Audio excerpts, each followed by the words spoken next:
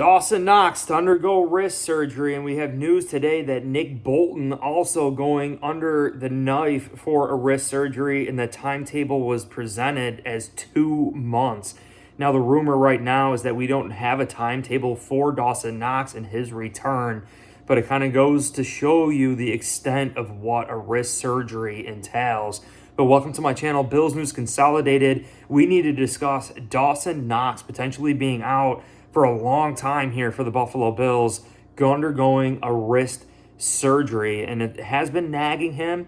You know, maybe it's played a role in some of the drops that he had. I know the Patriots hit where it was a helmet right on the ball. I think that was a great sound tackle by the Patriots. But we need to discuss what is going to happen with the Buffalo Bills here.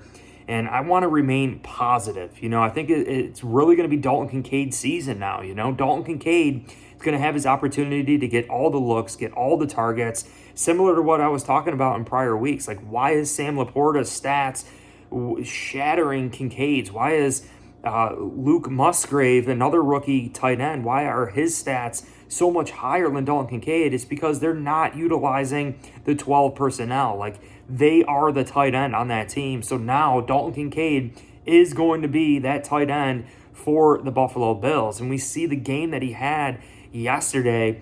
Unbelievable game. I mean, definitely a career day for Dalton Kincaid. And really, I think this could ultimately help the Buffalo Bills simplify things. Ken Dorsey mixing between 11 and 12 personnel.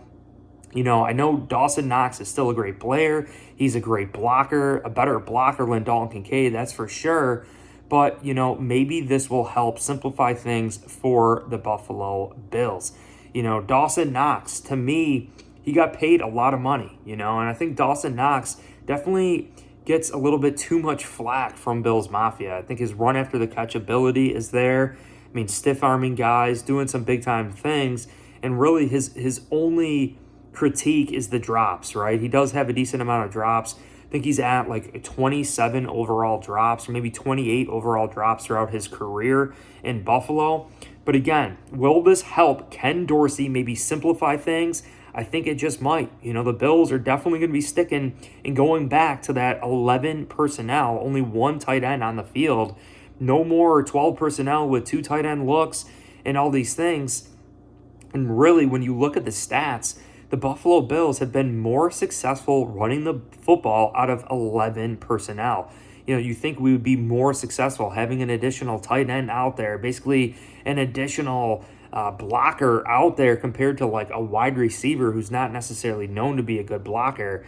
But Dalton Kincaid is going to have to really step up. He's now the number one tight end for the Buffalo Bills.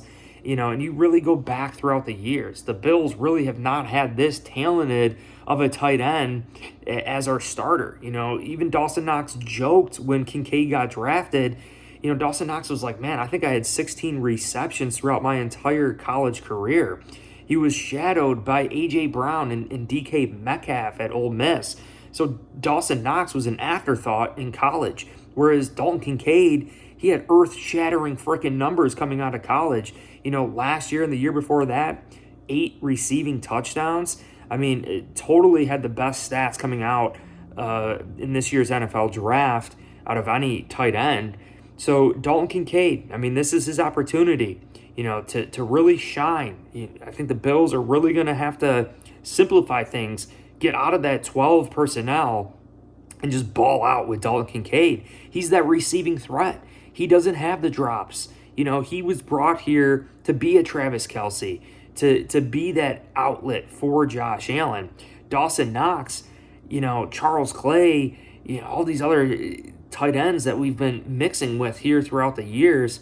You know, this is the time. This is the time. And I really think it could help things. This could ultimately help things for a little bit. You know, I don't want to say it's going to help us not having Dawson Knox through the whole year, but I think going through this period to try and figure out our offensive problems and try to get back to our scoring ways here, maybe this will help Ken Dorsey simplify things, get back to our roots, understand how to maybe utilize Dalton Kincaid, try to grow his route tree a little bit too. Dalton Kincaid is 40th out of 45 tight ends with 7 receptions or more with the shallowest route tree at only 4.2 yards. Like, he's not running seams. Like, he's not running streaks down the field. Like, his route tree is very, very shallow. So I think this is the time that the Bills have to grow that route tree for Dalton Kincaid. It's time that he starts to progress. I mean, we're what? Week 6, week 7. Dalton Kincaid, he was a rookie to start the year, but, man, we're getting close to the halfway point of this season. Dalton Kincaid, man, we need Dalton Kincaid to step up big time here. And, it could very well hurt a little bit of our running game too. I think teams understand that Dalton Kincaid isn't the best blocker. I mean, he could definitely block. He's definitely bigger tight end, but he's not a Dawson Knox, so I think this is going to be very interesting to see how this all shakes out. Dawson Knox is definitely a big-time blow for the Buffalo Bills here.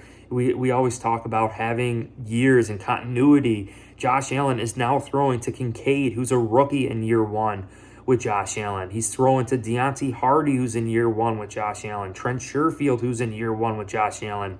Khalil Shakir, a rookie last year, but really didn't see much playing time. We're always talking about making those memorable moments on the football field. Like, practice is practice, but you still have to play under those freaking bright lights. And Khalil Shakir, he's still building that continuity with Josh Allen. Stephon Diggs is truly the only player that's been here for years. Also Gabe Davis too. But, we have to figure out our identity. And I hope you guys saw my previous video kind of diagnosing all the problems. And I said 13 different problems for the Buffalo Bills. I'll link it above. You guys could check that out. But not playing through the whistle. Josh Allen missing certain throws. Not celebrating and just having fun offensively. We have to start stepping up, especially early in the game. Momentum is a real thing. When you lose that momentum and your nerves start getting a little bit excited, you start playing a little bit nervous, you're not firing on all cylinders. You're not letting loose. You're not having fun. So the Bills really are going to miss Dawson Knox. Don't get me wrong. Dawson Knox is a huge blow for the Bills.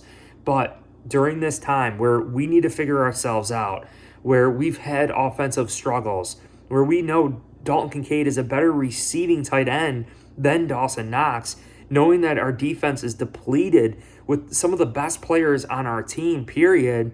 Trey White, Matt Milano, Daquan Jones, and Ed Oliver all out versus the Patriots. Bills offense definitely needs to run up that score, and Kincaid is the tight end to do that. But I appreciate you guys.